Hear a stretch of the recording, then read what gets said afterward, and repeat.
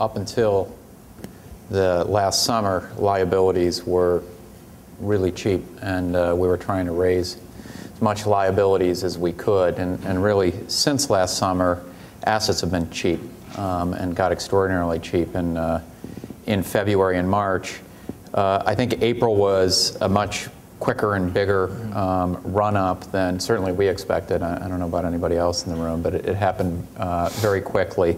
And we think we've moved from a technically driven market to one that's now going to be more fundamentally driven going forward. And there are a lot of questions about the state of the economy and individual business segments. And we think that's where both the risk and the opportunities will lie.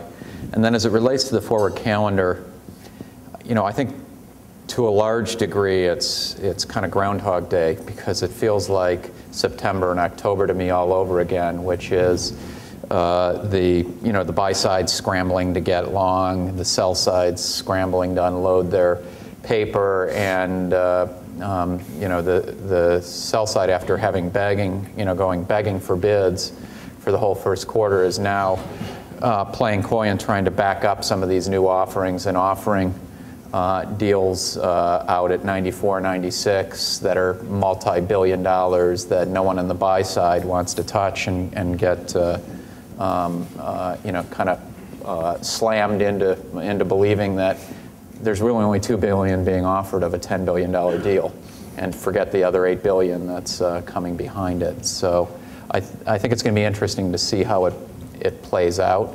The last time the buy side capitulated and bought those deals at 96 and then watched them trade down to 86.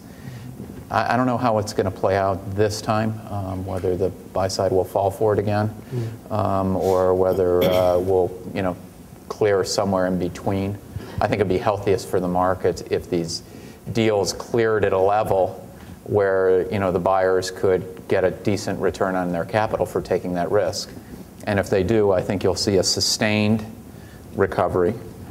If there are enough buyers for them to clear at the offer level, I don't think you're going to see depth of interest across the buy side, and I think you'll see things trade off from there and potentially create a little bit of weakness and difficulty clearing the rest of the calendar.